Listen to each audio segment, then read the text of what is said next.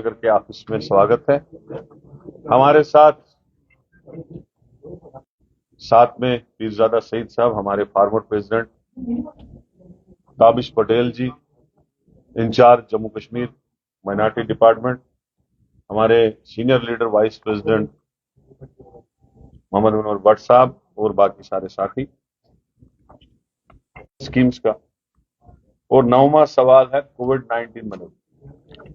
और इन सब सवालों पे आज हमारे इमरान प्रतापगढ़ी साहब, जो मशहूर और मारूफ शायर भी हैं पूरे हिंदुस्तान में और बरसगीर में इनका नाम है, और हमारे कांग्रेस पार्टी में एक बड़ा मुकाम है इनका। प्रतापगढ़ी साहब से मैं गुजारिश करता हूं कि इन सवालों की अपनी प्रेस कॉन्फ्रेंस की शुरुआत कीजिए। Thank you. शुक्रिया हमारे पीसीसी प्रेसिडेंट साहब। सबसे पहले तो इस शहर में आपका शहर है और इस शहर में मैं आपका खैर मकदम करता हूं और बड़ी तादाद में आने के लिए आपका शुक्रिया अदा करता हूं। मेरे हाथ में एक बुकलेट है और ये बुकलेट है मौजूदा सरकार के 9 साल पूरे हो रहे हैं और इस पर कांग्रेस पार्टी पूरे मुल्क के 35 शहरों में प्रेस कॉन्फ्रेंस कर रही है और हमारा सवाल है कि 9 साल 9 सवाल। हम मौजूदा सरकार से जो अपनी कामयाबी का ढिंढोरा पीटती रहती है, हम उससे कुछ बुनियादी सवाल पूछ रहे हैं जो इन 9 सालों में हमने देखा है, हमारी पार्टी ने देखा है। पहला सवाल है अर्थव्यवस्था का, इकोनॉमी का, जिसमें हम सरकार से पूछ रहे हैं कि ऐसा क्यों है कि देश में महंगाई और बेरोजगारी आसमान छू रही है। हम मुसलसल सड़क से सदन तक, संसद तक महंगाई पर और बेरोजगारी पर हुकूमत से सवाल करते रहे हैं। हमने लड़ाई लड़ी है और ये हुकूमत लगातार मोदी जी अपने दोस्तों को फायदा पहुंचाने के अलावा अवाम के लिए कुछ भी नहीं कर रहे हैं। किसान और एग्रीकल्चर, 9 साल में किसानों की आयु आज तक उनकी आय दुगनी नहीं हुई जैसा कि सरकार ने वादा किया था। हमने देखा कि एमएसपी का जो वादा था वो भी पूरा नहीं हुआ। दिल्ली के करीब, सिंगू बॉर्डर के करीब बैठ करके 700 किसानों ने शहादत दी, अपनी कुर्बानी दी अपनी, तब जाकर के जो कृषि कानून था, जो काला कानून था, उसको हुकूमत को वापस लेना पड़ा। हम उस पर सवाल पूछ रहे हैं। और एक बहुत बड़ा सवाल है करप्शन का। यह सरकार अपना चेहरा चमकाती है और ये कहती है कि नहीं, ना खाऊंगा ना खाने दूंगा का नारा लगाने वाली सरकार किस तरह से अपने दोस्तों को फायदा पहुंचा रही है कि अडानी को फायदा पहुंचाने के लिए एलआईसी और एसबीआई में जमा अवाम की गाढ़ी कमाई का जो पैसा है वो दांव पर लगाया गया। और राहुल गांधी जी ने पार्लियामेंट से लेकर के सड़क तक पूरी भारत जोड़ो यात्रा के दौरान एक सवाल पूछा कि 20,000 करोड़ रुपए अडानी की कंपनियों में जो लगे हैं वो किसके हैं।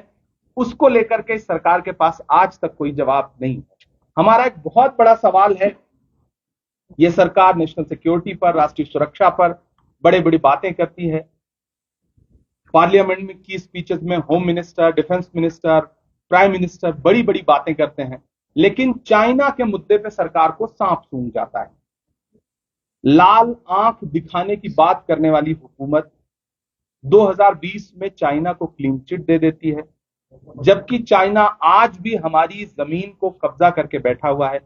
उस पे हमने पार्लियामेंट में मुसलसल सवाल पूछे, लेकिन सरकार भागती रही और पार्लियामेंट को एडजर्न करती रही, चर्चा से भागती रही। एक बड़ा सवाल है सामाजिक सद्भाव का। आप सबने देखा, हालिया दिनों में कर्नाटक का इलेक्शन हो या उससे पहले के इलेक्शन हो, प्रधानमंत्री, गृह मंत्री, भारतीय जनता पार्टी के राष्ट्रीय अध्यक्ष जेपी नड्डा जी, इन सब के भाषण उठा करके देखेंगे तो प्राइम मिनिस्टर का जो मेयार है उस मेयार से बहुत नीचे उतर के उन्होंने मौजूदा वक्त में बातें की।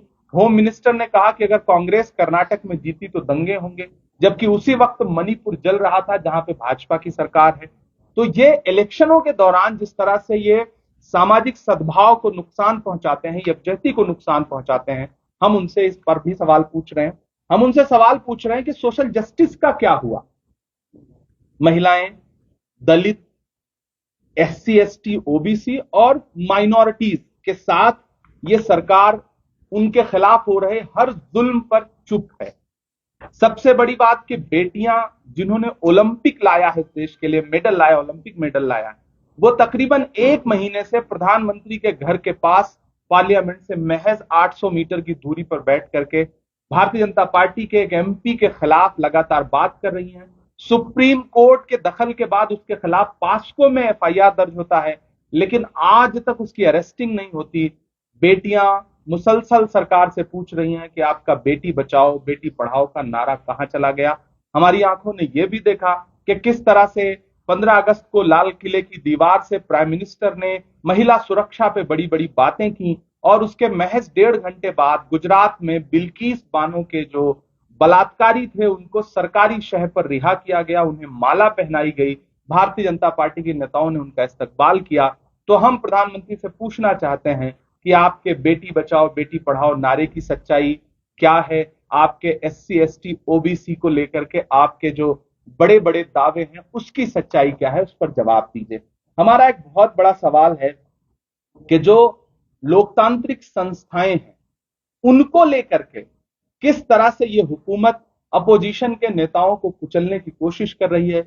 ईडी सीबीआई के जरिए विपक्ष के सारे लीडर्स को दबाया जा रहा है, उनकी आवाज को दबाने की कोशिश की जा रही है। इलेक्शन में किस तरह से ईडी का इस्तेमाल करके हुकूमतें लूटी गई, आप सब ने देखा। मध्य प्रदेश में, महाराष्ट्र में, कर्नाटका में, मणिपुर में हुकूमतों को लूटा गया, जमहूरियत को लूटने का काम किया इस सरकार ने। हम इस 9 साल के पूरे होने पर 9 सवालों में से एक सवाल इस हुकूमत से यह भी पूछ रहे हैं। हमारा एक